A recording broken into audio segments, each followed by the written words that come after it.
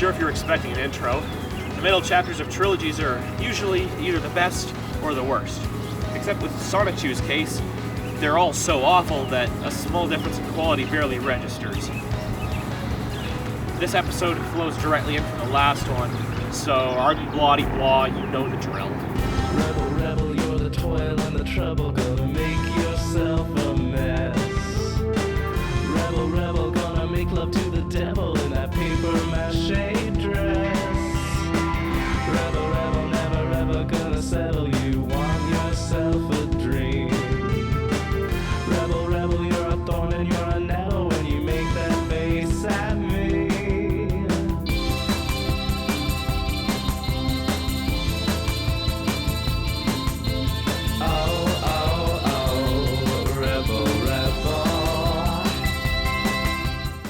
We return to the action as Blatchu and Bubbles are confronted by an army of jerk-off Decepticons. They hold hands and combine their powers, as Bubbles creates a tidal wave which Blatchu electrifies, even though Bubbles is also an electric type, as I mentioned last week, so she could have just done this all by herself. The Decepticons are instantly defeated, and Bubbles looks about as impressed as I am right now. Either that, or she has some kind of perspective on the massive bereavement she's just caused, where Blatchu just smirks at the slaughter. But then there's suddenly more of them. Instead of just doing their instant massacre move again, Blatchu tells Bubbles to stand back while he goes out to engage in hand-to-hand combat. This comic is schizophrenically sexist in the way only a story by a 90s kid can be. It's taken for granted that the women can kick as much ass as the men, but it doesn't affect traditional gender roles in any way. Blatchu says that he's going to handle these pilot-free mechs, in Chris's attempt to sidestep the fact that Transformers are living beings with souls. Blatchu massacres the robots, who don't even attempt to put up a fight, and God, is that blood? He attacks what I'm guessing is the leader and just rips the head off. Blatchu punts the head, and then I think what we're seeing is the head going straight through 4 other robots. So yeah, they're all just standing there in quiet acceptance of death while Blatchu rips them limb from limb. One of them does apparently try to put up a fight, but in perhaps the laziest sound effect in Sonichu, Blatchu makes gun do a 180 and blasts the robot in his own face. Blatchu and Bubbles start making out, and I can only assume that they're about to start having nasty monkey sex atop the burning wreckage of their victims. We finally catch up with Sonichu and Rosachu at the eastern edge of the Quickville metropolis.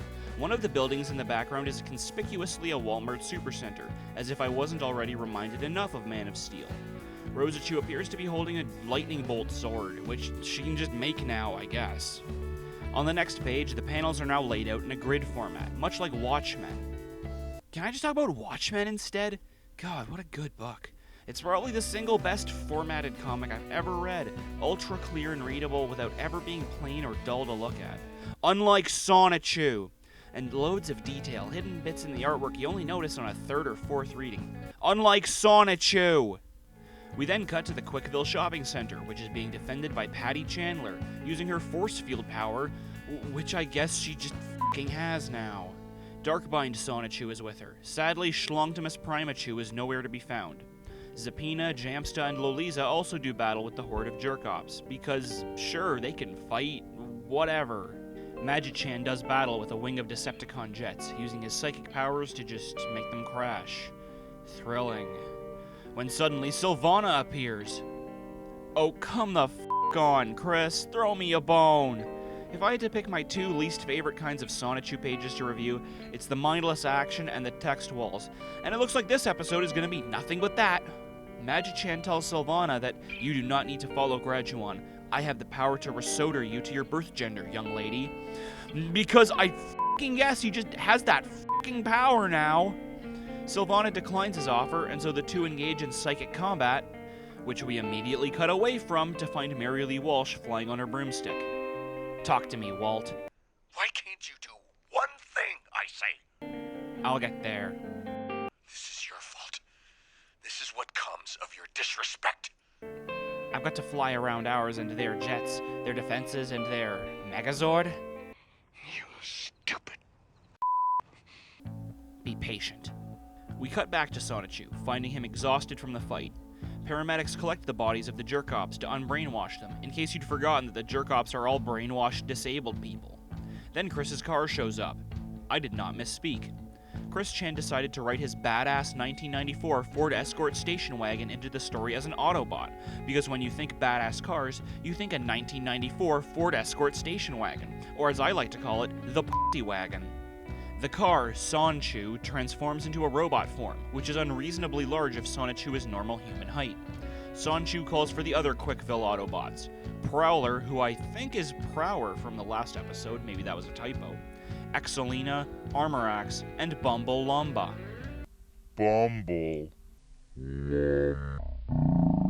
Then Sonichu gets enveloped in green, which Sonichu apologizes for? Get back here, you robot chicken SAV. What the fuck? One of the Decepticons grabs Rosichu, who is now helpless because woman. The Decepticon drives away and... No, seriously, what is the green shit around Sonichu? Was he inside Sonichu or something? I mean, on page 69, he was standing under a green awning, but I've got literally no idea why he's wrapped up now. In any case, he escapes from the green, orange lightning shooting from his cheeks in his rage. On the next page, we're told that an SAV has put an apartment building ablaze. I have no idea what SAV stands for. The Quickie says that it stands for Scoundrels as Vessels, a gibberish phrase, and sources that from this image. I'm not sure where this pic came from, but I don't think it's in the comic. Anyway, we see someone scream, "Oh, I can't get out! The dang door won't open! I must save my Pokemon!" And she hucks her Pokeballs out the window. They appear to open mid-fall, presumably hurtling their contents to their deaths. But sadly no, they survive. We learn that they are named Chloe Rosichu and Blaze Bob Sonichu, and that they are Panda Halo's creations. "Alright," says Blaze Bob, "I'm ready for this bad..." What the? What's going on here? I like that he just said that out of the blue, just assuming that he was about to get in a fight.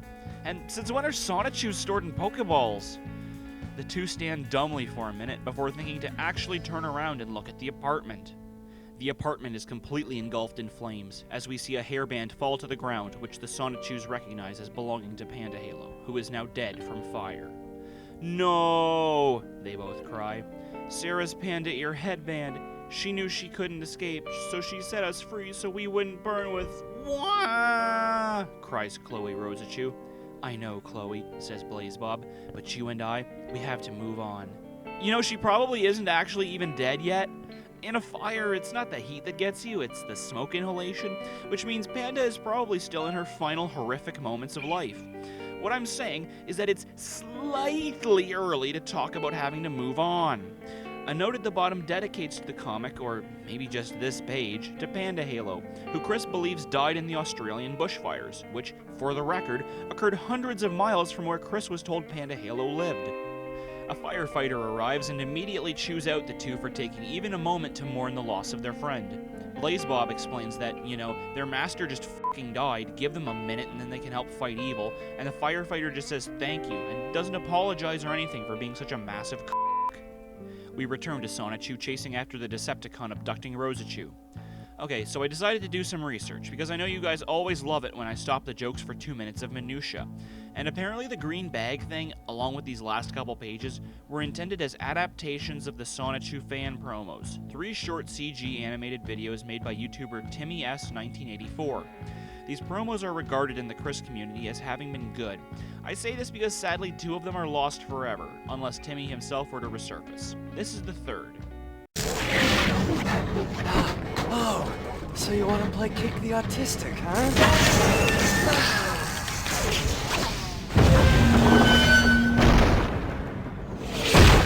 Oh, my axles. That one's for you, Seth MacFarlane. Help me, Sonichu. Help! Magi-chan tells Sonichu that the Punislav is taking Rosichu to Quick Central Park, and that Giovanni and Robotnik will be there with a bad deal, but that he will be aided with a slam dunk and a slice. Sonichu thanks him for the horoscopic heads up, when he really should be saying, "Just tell me what the f*** I need to know! My girlfriend's life is on the line, you cryptic bastard!" Before he can get there, though, Sonichu is interrupted by a brown hedgehog. "So, Sonichu, we finally meet. IBA Chandler, and I am here to copycatly seize claim of you hedgehogs and this city from your absent mayor's domain." And now we arrive at another thing that will make zero sense to anybody just reading the comic. This is the comic book version of Liquid Chris, a troll who did impressions of Chris and tricked him into thinking that people thought he was the real Chris and that Quick was an imposter. It was one of the biggest events in trolling, and it gets addressed in all of 2 pages in Sonichu. Liquid Chris starts hucking rocks at Sonichu, from which he deduces that Liquid is a rock type. Sonichu uses an Iron Tail attack and immediately defeats him, but not before trying and failing to do the YMCA. Sonichu arrives at Quick Central Park and demands to know where Rosachu is. She's right f***ing there, Sonichu. Just look up. Angle your head up 20 degrees. I suggest you keep your distance, says Giovanni. Withhold your attacks, and make no attempt to rescue her before I finish my say, or she will die. All right, says Sonichu. I'm listening. Speak your evil, coward. Very well, says Giovanni. I want you to pledge your loyalty and obedience to my son Reldnock, and make him mayor of Quickville. What? Hells no, Sonichu says, valuing empty words over the well-being of Rosachu. I implore you to think it over. What's more important to you, your city or your sweetheart wife? Wait, since when are Sonichu and Rosachu married? That never happened? And hold on, go back to the beginning of the episode. Back when Rosachu was gonna suck all of Sonichu's homo anger out of his he said, the children are playing next door at Heather's. They've got kids too? What the hell did any of this happen? Anyway, the tension is immediately diffused when Giovanni is brained with a basketball and the hand holding Rosachu is cut off. You know, that's not the smartest move. Rosachu's like 15 feet up and unconscious. And yeah, Sonichu realizes this and runs over to catch her. Oh, thank God. Forgetting Jesus, ass. You fainted while that Punislav had you in its clutches. Giovanni wanted to blackmail your safety and well-being for rule over Quickville. I almost gave in. When?